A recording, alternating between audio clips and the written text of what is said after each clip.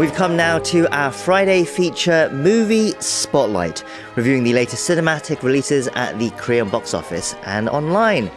And joining me now for that is our esteemed film critic, Jason Bechervaise. Jason, hello. It's hello, great Jangho. to see you. Yeah, it's great to be here. Yeah. Yes, great Jason. To see you. Yes, you are flying solo for us today, but I am, yeah. That just means we get to dig a bit deeper into your insights. Okay. What a shame. No, it's an absolute pleasure. So let's talk about the releases. Actually, no new major releases this week. So we're going to cover a couple of films from last week that you weren't able to review. So first up, it's the Japanese anime The First Slam Dunk, based on the iconic basketball manga series Slam Dunk from the 1990s. And Jason, the reason we are starting with this today is because it's done very well in Korea, hasn't it? Particularly among male viewers in their 30s and 40s. Oh, it's doing really well. I should say this at the outset, that I'm probably the worst person to review this movie because I haven't read the original manga or watched the original films, but I'll give it a go. Immensely popular. It's sold over 500,000 tickets in Korea, and fans are watching it multiple times because you've got it in dubbing and the original subtitle version. And when I say fans here, I'm referring to those who are, very fond of the Slam Dunk manga series that really struck a chord and, popularized basketball in Asia, in the 1990s. These are, men who were in their teens and 20s at the time. And as soon as the film was on release, it was just generating all this kind of buzz on social media. I was seeing pictures of the poster, and I even got messages, people recollecting their experience of watching the film. And so I think, nostalgia's played a part in the success of it. And the original Slam Dunk sold 170 million copies, the seventh best-selling manga series of all time. And the sports manga was written and illustrated by Takehiko Inoue and tells the story of a basketball team from Shikoku High School. It was serialized from October 1990 to June 1996, and it led to an anime series consisting of 101 episodes. 4 films were also produced between 94 and 95 by the well-known studio Toei Animation. Yes, I myself have very fond memories of reading the original manga in Korean when I was younger as well. So I can understand that nostalgia factor. You can probably review better than me. Well, I haven't seen it. I was about to say, have you seen it? Yes, but tell us about the new film. It's the first one in a while, right? Yeah, in 3 decades, and it's directed by and written by Slam Dunk's original author Takehiko Inoue, and it's titled The First Slam Dunk. It centers on the character Rota Maiga, and so this is not the original kind of protagonist in the original series. He's point guard of the Shikoku High School's baseball team, and essentially what it is basketball team. Sorry, basketball team. He and his teammates basically take on the inter-high basketball champions at the Sano school. And the film is essentially just the game itself, but kind of how the director does it. He kind of edits, or he includes kind of footage from the backgrounds of each character. I have to say, I was very impressed.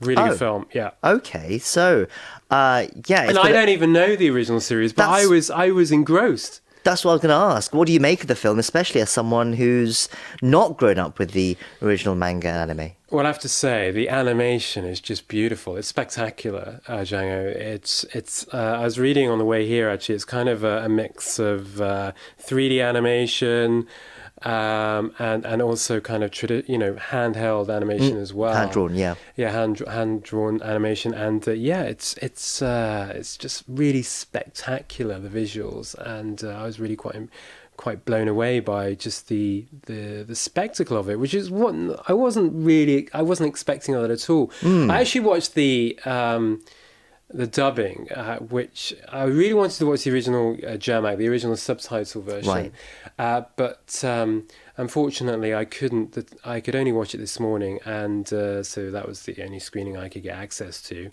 And so I was a little bit disappointed. But actually, I can understand the appeal behind the dub version. It's dubbed really, really well. It wasn't long before I kind of got completely engrossed in it. And the visuals are fantastic. I love the background kind of narratives as well. It's so beautifully edited. The hand-drawn animation is spectacular. Yeah, it's a really, really good film, Jangho. I wasn't expecting that. Because there's so much I couldn't take from the film, obviously me not being a fan. Sure. But there's also a lot I could take from it just purely as someone who's interested in movies. And the visuals are fantastic, and it works really well as a story as well, because you've got this group of men, they're all dealing with issues, and you have the kind of the frictions among them, and then you've got the dynamics as well with these two teams playing each other, and it just really works well as a game. And as you expect, you've got that climatic kind of sequence towards the end, because the game is kind of split into different parts as well. And at certain points, the kind of the home team is winning, and then it's the other team, and so it's absolutely spectacular. Really good film. Wow, I'm really intrigued, because I thought it would be just one for the fans, but I guess it's not. For... That's the thing. It's for both for the fans and for those who don't know anything about the animation at all, really, or the manga. But it's really terrific. In terms of the pacing, it works really well. And something happens to the climatic sequence, which I was not expecting. It just goes completely silent, and I was like, wow! And I couldn't hear anything in the cinema, just complete silence. And I was expecting kind of a roar of emotion at that point, and it's really, really good. Well, I'm very impressed. The film is second in the box office. Another Japanese melodrama, Even If This Love Disappears from the World Tonight, is also resonating with viewers, having sold over 800,000 tickets. What do you make of the Japanese content that's proving popular in Korea at the moment? Yeah, so often when we talk about Korea and Japan, we talk about the tensions between both countries, but actually, certainly amongst some of the population, there is a great appetite for, popular content from Japan and vice versa as well. So clearly that's being reflected in the films that are doing really well at the moment. Like you say, Even If This Love Disappears from the World Tonight. Now, this film was actually released on November the 30th, and it's still in the top 10. Wow.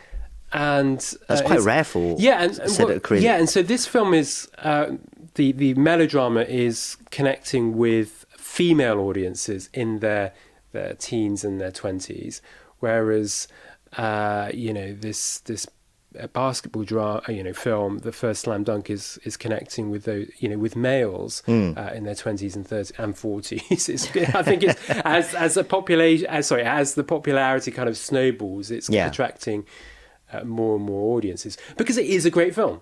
Yeah, it's great that it hasn't disappointed, and I'm really looking forward to checking it out myself as well, I think. Okay, let's move on to our next film now. It's a Netflix original. It's called The Pale Blue Eye. It's simply Pale Blue Eye in Korean. It stars Christian Bale, and it was released in select cinemas in the US before dropping on the streaming platform last week. Can you tell us more?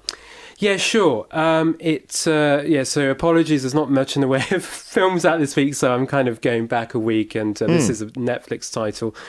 And some of the Netflix titles are actually being released in cinemas for a week or so, I think to make it kind of eligible for the awards race, though that's not really part of it in this case. We saw that with Glass Onion and Knives Out Mystery. This is an American mystery thriller. It's based on the 2003 novel Louis Bayard, and it's written and directed for the screen by Scott Cooper, who's made a few films including Crazy Heart, Antlers and Hostiles.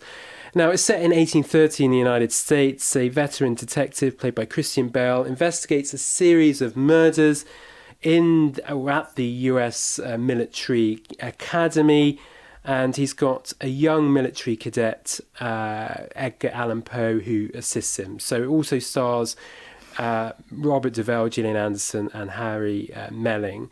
A real mix of accents, I will say that. Right, okay. That's that a warning. really threw me. I mean, it's in the US, and I know it's in 1830, but yeah. Right, okay, that's an early warning then. We've seen a number of murder mysteries of late. The Knives Out film you mentioned, the Kenneth Branagh, Agatha Christie adaptations as well, of course, Murder on the Orient Express, Death on the Nile. How does this film compare then? Is this perhaps more darker, especially with that Edgar Allan Poe connection? Yeah, it's a bit kind of gothic horror in there. It is a murder mystery, for sure. We don't really know what's who's responsible for the deaths until towards the end of the film, and then of course there's that twist. And so yeah, I guess you could see a little bit of, actually you could see more of like Sherlock Holmes in there. You know, the kind of the Holmes and Watson kind of chemistry, which you definitely see in this movie. Clearly murder mysteries are resonating on Netflix. You know, they purchased, they spent $400 million on, you know, The Glass Onion and its sequel. They got this film, which is not cheap.